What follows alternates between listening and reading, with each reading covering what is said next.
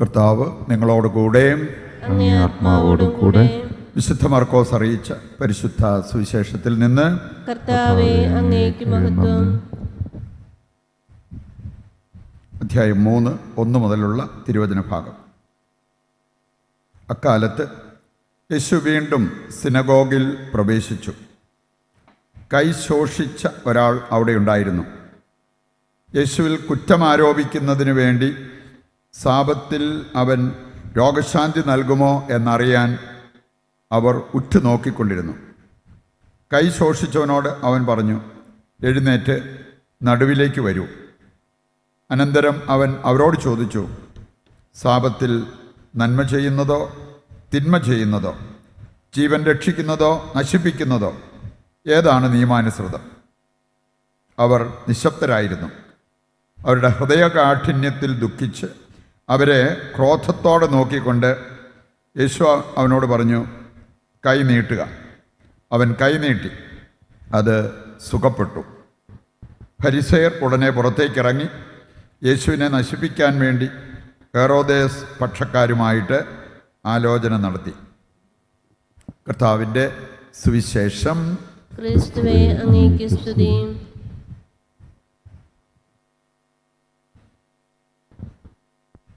ഈശോയിൽ പ്രിയപ്പെട്ടവരെ, നമ്മൾ തിരുസഭയിൽ അനുസ്മരിക്കുന്ന വിശുദ്ധ വിൻസെൻ്റ് ഒരു ഡീക്കൻ മാത്രമായിരുന്നു. അച്ഛനായി പോലുമില്ല. Deacon, arch deacon. അദ്ദേഹത്തിൻ്റെ ധൈര്യം, ദൈവത്തോടുള്ള സ്നേഹം, അതെല്ലാം നമ്മളെ ഒരുപാട് ചിന്തിപ്പിക്കേണ്ട കാര്യമാണ്. ക്രിസ്ത്യാനി എന്ന് പറഞ്ഞാൽ ധൈര്യശാലി ആയിരിക്കണം. ഭീരുക്കൾക്ക് ക്രിസ്ത്യാനി എന്ന ആ ഒരു ടൈറ്റിൽ ചേരത്തില്ല. പ്രത്യേകിച്ച് നമ്മുടെ വിശ്വാസം അളക്കുന്ന സാഹചര്യങ്ങൾ വരുമ്പോൾ അവിടെയാണ് നമ്മൾ ധൈര്യം പ്രകടമാക്കേണ്ടത്. എനിക്ക് ഏത് ബാധിരായിക്കും തന്നെ നടക്കാൻ ധൈര്യമുണ്ട്, ഏത് മൂർഖമ്പാവിനെ കണ്ടാലും തല്ലിക്കൊല്ലാനുള്ള ധൈര്യമുണ്ട്. ഇതിൽ നിന്നൊക്കെ വ്യത്യസ്തമാണ് വിശ്വാസം ജീവിക്കാനുള്ള ധൈര്യം. അതാണ് ക്രിസ്ത്യാനികൾക്ക് വേണ്ടത്. അത് ഉണ്ടായിരുന്ന ഒരു വ്യക്തിയാണ് വിശുദ്ധ വിൻസെൻ്റ്. ഡയക്ലീഷ്യൻ ചക്രവർത്തിയുടെ കാലത്ത് ഒരുപാട് പേർക്ക് പീഡനം ഏറ്റെടുക്കേണ്ടി വന്നു വിശ്വാസത്തെ പ്രതി. ഇനി അതിൽ ഒരാളാണ് ഈ വിൻസെൻ്റ്. അദ്ദേഹത്തെ ജയിലിലടച്ചു. ജയിലിലടച്ച് കുറേ നാൾ കഴിഞ്ഞ് ഒരു പട്ടിണിക്കിടാനാണ് ഓർഡർ കൊടുത്തിരുന്നത്.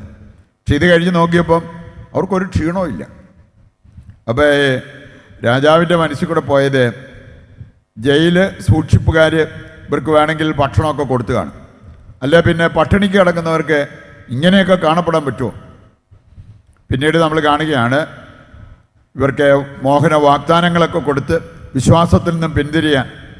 അതിന് മറുപടിയായിട്ട് വിൻസെൻ്റ് പറഞ്ഞൊരു കാര്യം, കർത്താവിനെ പ്രതി, ആ കർത്താവിലുള്ള വിശ്വാസത്തെ പ്രതി ഞങ്ങൾ എന്ത് സഹനവും ഏറ്റെടുക്കും. സഹനമൊന്നും കണ്ട് വിശ്വാസത്തിൽ നിന്ന് ഞങ്ങൾ വ്യതിചലിക്കില്ല. കോപാകുലനായ രാജാവ് ഓർഡർ ഇട്ടതനുസരിച്ച് അവനെ ഒരു ഇരുമ്പ് പലകെ കടത്തിയിട്ട്, പ്രത്യേക മെഷീൻ പോലെയാണ്, ഇനി അതേ കടത്തിയിട്ട് ഈ ഇരുമ്പ് കൊളുത്തുകൾ കൊണ്ട് അവൻ്റെ ശരീരം വലിച്ചു കീറുന്നത് പോലത്തെ മുറിവുണ്ടാക്കുന്ന അങ്ങനെ ഒരു അവസ്ഥ. എന്നിട്ടും പോരാഞ്ഞിട്ട് ആ മുറിവേലേക്ക് ഉപ്പ്, മുളക് പൊടി ഇതൊക്കെ പുരട്ടാൻ തുടങ്ങി. എങ്ങനെ ഇരിക്കും എന്നുള്ളത് നമുക്കറിയാം. അതുപോലെ അവനെ പീഡിപ്പിച്ചു. എന്നിട്ടും പോരാഞ്ഞിട്ട് പഴുപ്പിച്ച ഇരുമ്പ് കസേര, അല്ലോ അതിങ്ങനെ ചുട്ടു പഴുപ്പിച്ചതാണ്, അതേ കൊണ്ട് ഇരുത്തി. കുറച്ചു നേരം അതേ ഇരുത്തി. പഴുത്ത ഇരുമ്പ് കസേരയിൽ ഇരുന്ന എങ്ങനെ ഇരിക്കും? അവിടെ നിന്ന് എഴുന്നേൽപ്പിച്ചിട്ട് പുള്ളിയെ ഒരു രഹസ്യ സ്ഥലത്ത് കൊണ്ടുപോയി ട്രീറ്റ്മെൻറ്റ് കൊടുത്ത് ആ പഴുത്തതൊക്കെ ഉണങ്ങാൻ വേണ്ടി അവർക്കൊരു ദുരുദ്ദേശമായിരുന്നു. ഇതെല്ലാം ഉണങ്ങിക്കഴിയുമ്പോൾ വീണ്ടും പീഡിപ്പിക്കുക, അതായിരുന്നു അവരുടെ മനസ്സിലിരുന്നത്. പക്ഷെ അത് നടന്നില്ല. അതിനു മുമ്പ് വിൻസെൻ്റ് മരിച്ചുപോയി. ഈ സഹനങ്ങളെല്ലാം വന്നിട്ട് അവിടെ സധൈര്യം അതിനെ നേരിട്ടൊരു വ്യക്തിക്ക് അസാധാരണ ഒരു സ്നേഹമല്ലായിരുന്നു ദൈവത്തോട് എന്ന് നമുക്കറിയാം. അപ്പം അതുകൊണ്ട് ദൈവത്തോടുള്ള സ്നേഹം വളർന്നു കഴിഞ്ഞാൽ നമ്മുടെ സഹനങ്ങളൊന്നും അത്ര വലിയ പ്രശ്നമായിട്ട് നമുക്ക് തോന്നത്തില്ല. നിസ്സാര കാര്യങ്ങൾ പോലും വലിയ പ്രശ്നമായിട്ട് മാറുന്ന ക്രിസ്ത്യാനി അറിഞ്ഞിരിക്കണം, നമ്മുടെ വിശ്വാസമൊന്നും വളർന്നിട്ടില്ല, ദൈവത്തോടുള്ള നമ്മുടെ സ്നേഹം വളർന്നിട്ടില്ല എന്നുള്ളത്. ഇന്നത്തെ ആദ്യ വായനയിൽ നമ്മൾ കണ്ട ഒരു കാര്യം, അബ്രാഹിം ചെയ്തൊരു കാര്യം, അവൻ്റെ സകലത്തിൻ്റെയും ദശാംശം മെൽക്കീസദേക്കിൻ്റെ പാദത്തിങ്കൽ സമർപ്പിച്ചു. മെൽക്കീസദേക്ക് അവനെ അനുഗ്രഹിച്ചു. അതിൻ്റെ ഫലമായിട്ട് നമുക്ക് കാണാൻ സാധിക്കും, ഇന്ന് നമ്മൾ കോടീശ്വരന്മാരെക്കുറിച്ചും ശതകോടീശ്വരന്മാരെക്കുറിച്ചൊക്കെ പറയാറുണ്ട്. അവരുടെയൊക്കെ ഗണത്തിൽപ്പെട്ട ഒരാളെന്ന് വേണമെങ്കിൽ നമുക്ക് പറയാം അബ്രാഹാം. അതുപോലെ സമ്പന്നനായിരുന്നു. അവന് ദശാംശം കൊടുത്തിട്ട് എന്തെങ്കിലും നഷ്ടം വന്നോ? ദശാംശം കൊടുത്തതിൻ്റെ പേരിൽ അവൻ പട്ടിണി കിടക്കേണ്ടി വന്നോ? ഇല്ല. അവൻ്റെ സമ്പത്ത് ദൈവം വർദ്ധിപ്പിച്ചേ ഉള്ളൂ. പറയുന്നുണ്ട്, വചനമനുസരിച്ചാൽ അതനുസരിച്ചുള്ള അനുഗ്രഹം നമ്മുടെ ജീവിതത്തിലേക്ക് വരും എന്നുള്ളത് ഒരിക്കലും നമ്മൾ മറക്കരുത്. നമ്മൾ നൽകുന്നതിനെക്കുറിച്ച് അപ്പോസ്തല പ്രവർത്തനങ്ങൾ 20:35 വായിച്ചാൽ അവിടെ പറഞ്ഞിട്ടുണ്ട്, സ്വീകരിക്കുന്നതിനേക്കാൾ നൽകുന്നതാണ് ശ്രേയസ്കരം. ചിലരെ സംബന്ധിച്ചിടത്തോളം കിട്ടണമെന്നേ ഉള്ളൂ, കൊടുക്കുന്ന കാര്യം അവരുടെ മനസ്സിൽ വരാറില്ല.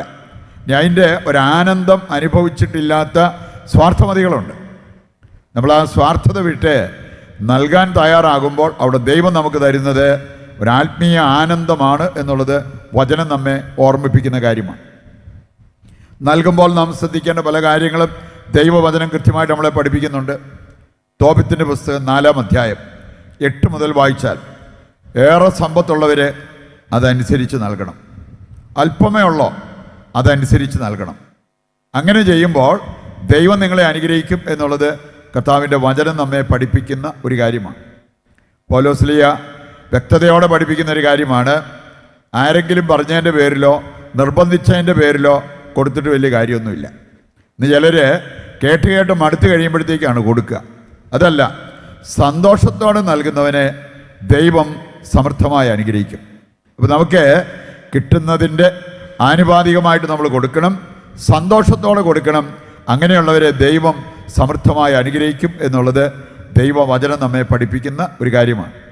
ഇത് ആരെങ്കിലും പ്രസംഗിച്ചത് കേട്ടതിൻ്റെ പേരിൽ ചെയ്യേണ്ട ഒരു കാര്യമൊന്നുമല്ല. ഇതെവിടെയെങ്കിലും നമ്മൾ പുസ്തകം വായിച്ചപ്പോൾ എങ്ങനെ കൊടുത്തപ്പോൾ ഏതാണ്ട് അത്ഭുതം ഉണ്ടായി, അത് കേട്ടതിൻ്റെ പേരിൽ ചെയ്യേണ്ട കാര്യമൊന്നുമല്ല. ഇത് അനുഭവത്തിൻ്റെ വെളിച്ചത്തിൽ നമ്മൾ ചെയ്യേണ്ടതാണ്.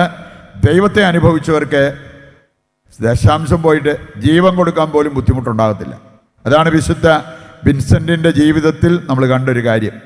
ദൈവത്തെ സ്നേഹിക്കുന്നവർക്ക്, ദൈവത്തെ അനുഭവിച്ചവർക്ക് ഇതെല്ലാം സാധ്യമാകും എന്നുള്ള ആ ഒരു കാര്യം നമ്മൾ ഒരിക്കലും വിസ്മരിക്കരുത്.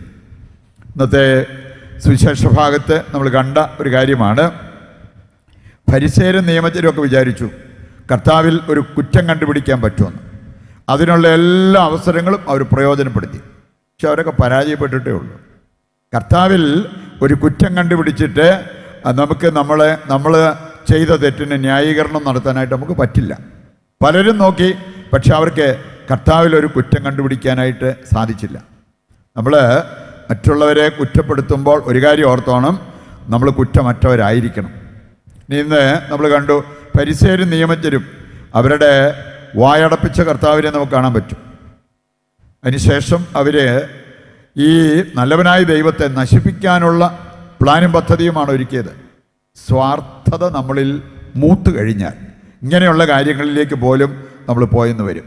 അതുകൊണ്ട് ദൈവം നമ്മെ പ്രത്യേകം ഓർമ്മിപ്പിക്കുന്ന ഒരു കാര്യം, ഞാൻ സ്വയം സ്നേഹം കുറച്ചിട്ട് ദൈവസ്നേഹം വർദ്ധിപ്പിക്കണം.